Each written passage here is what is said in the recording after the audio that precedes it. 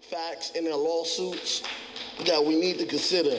So it troubles me to see that after all this, our president backing away, our Secretary of Education backing away, how this board can still support co-locations and consolidations in this district.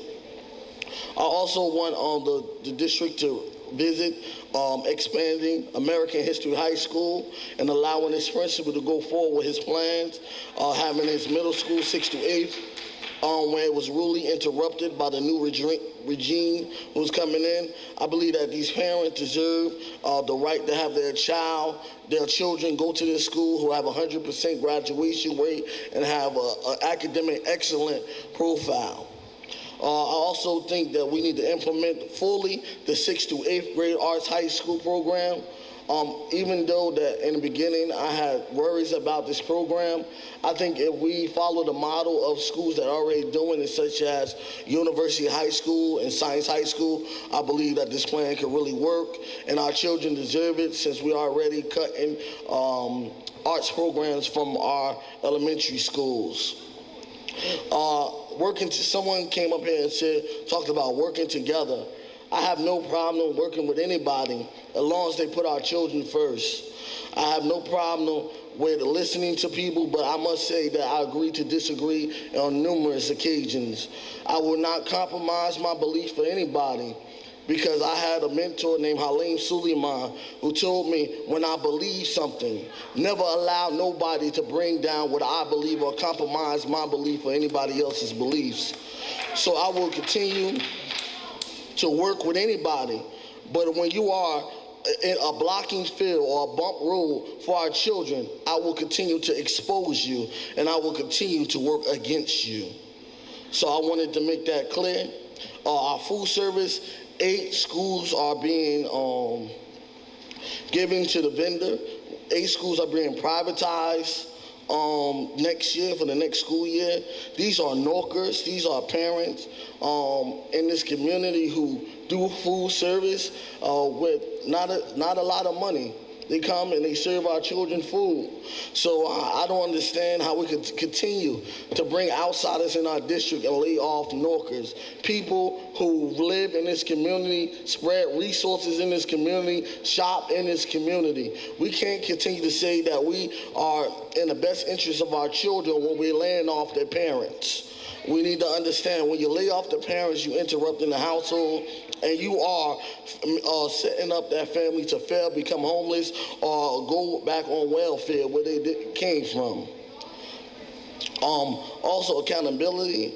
I believe that for this board to be accountable, we also have to have a partnership with this administration, not to marginalize this advisory board, but to work partnership with this advisory board to understand that we are the governing body of this district. We are hold accountable to service the 280,000 people who will live in this city. We are responsible for serving the community, the children, with dignity and honor. So I will not allow my freedom of speech, freedom of movement, freedom of communication to be interrupted by anyone. And I wanted to make it clear to this community, as long as I'm on this board, I will not allow nobody to dictate to me what I can and cannot do. I also wanted to be clear why I won't allow nobody to dictate to me. Because like I said last week, I was born at Beth Israel Hospital. I'm a product of Stella Wright Projects, 234, apartment 4A, where we didn't have a regular corner store. We had a bus that we walked into that was a store. We had a man named Mr. Jimmy, who was a white guy, and we had Mr. Pete, who was a black guy who rotated hours at that bus, who understood the value of the community. And we did not look at Mr. Jimmy as just some white guy who's serving us on the bus. He valued our education, and he talked to us, and he understood where we come from. And he will even sometimes say, when we bringing out 25 cents that our parents barely had, he would say, no, put that back in your pocket. Take this to your mother. Here go a loaf of bread. Here goes some sugar. Here goes some Kool-Aid. So we have to understand that I just have to make it clear. Mr. Lewis. I'm wrapping up. Please. I just have to make it clear to folks that Newark is not new to me.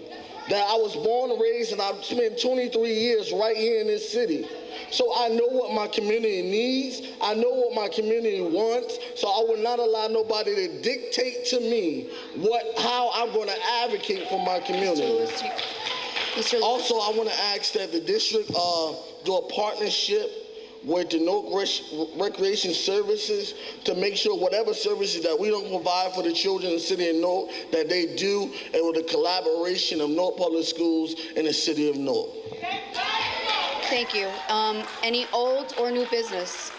Old or new business? Can I have a motion to adjourn?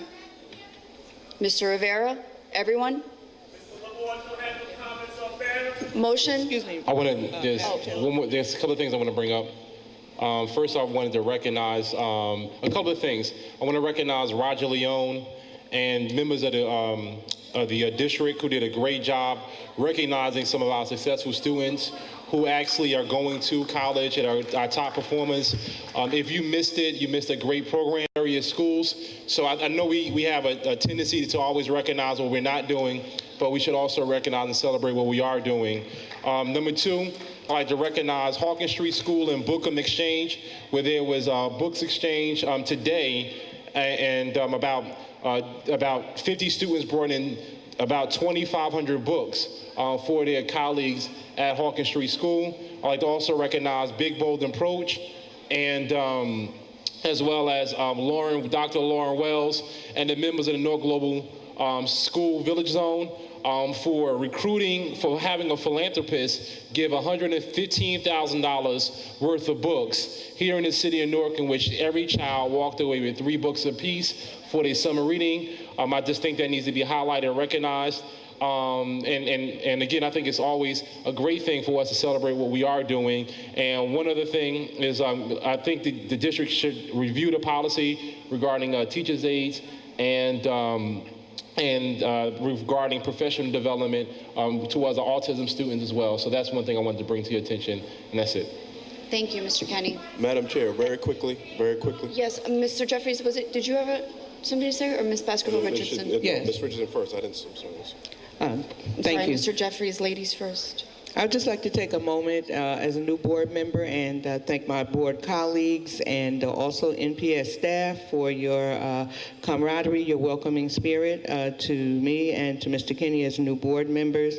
And I look forward over the summer, even though we won't be meeting, I think there's certain issues that we cannot forget about. I just want to just briefly mention at least the ones that are on my mind. One is the Zuckerberg money. I think that we need to have some sort of oversight to make sure that that money is spent on our traditional schools as well as new programs and charter schools, making sure that our traditional schools are not left out of that mix in terms of getting that money. The other thing I look forward to is having discussion with the rest of the board members in terms of our taking some legal action to gain local control so that we can make a stand in reference to coming out from under this crippling state control of our school system. The other thing, and some of these things have been mentioned by people in the audience today, they were also on my mind. We have to be absolutely sure that Barringer High School students for 2012, 2013, that they are on track, that the building administrators, Barringer High School and Shabazz, and I'm just naming those two because they're particularly troubled, but that all of our administrators have the support that they need to make their schools work for the students, those two schools in particular, that we make sure that we're not, as has been said, sitting here next year talking about the same types of problems as this year. And the last thing, and I think Ms. L. from Arts High School spoke to it, as a, I won't say former educator, as an educator, I am extremely interested in developing and implementing comprehensive programs, comprehensive curriculum, which absolutely means expansion of the arts in our schools. We talk about a lot of things, We have to begin to talk about the types of curriculum that make a difference in children's lives, giving them new experiences, giving them a new frame of reference. When they come into testing, they have new frames of reference and refer to. It's not just about preparing for the test, it's about preparing the whole child, and it's about preparing our citizens in this city to be good, our children to be good citizens. The arts is a part of that, so I look forward to learning more about the program that Ms. L spoke to, as well as any other program, curriculum that can expand the experiences of our children and develop the whole child. Thank you.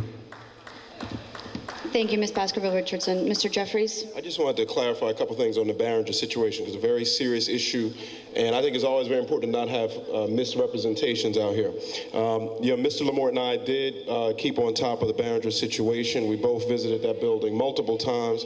The district represented to us that each, and the district has, in fact, from what it's given to us, has implemented remedial plans for every child at Barringer who was affected by our inability to have them in the right classes for 2 months. At our business meeting last week, we asked the district for an update on the kind of reporting out of what happened. So kids got remedial programs. What did those programs look like? What worked? What didn't work? Because obviously it's a very serious situation given the numbers of kids who at this point still don't have their diploma. So we will work with the district and Ms. Anderson, who has a lot on her plate, to make sure we do get that update because it's fundamental.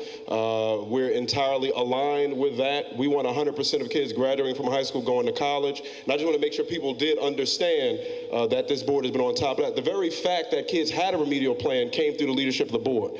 That was something that the board insisted upon, that every child had a remedial comp ed program for the services that they miss, and we will be following up on that. And the last thing I wanted to say is that we've had a lot of conversation over many months now in the context of co-location. It's been entirely either or. This is not an either or conversation at all. Obviously, we need to have world-class education for every child who walks through the door of a Newark public school. And co-locating 4 public charter schools in our district space is not at all inconsistent with making sure that we make sure every child within the care of the Newark Public Schools receive a world-class education. That's our primary motivation. The superintendent is working in that regard, and that's what we'll do. But this cannot be an either-or situation in terms of how we go about this. Thank you. Thank you. Order, please. Order, please. Order, please. Ms. Holder. Order, please.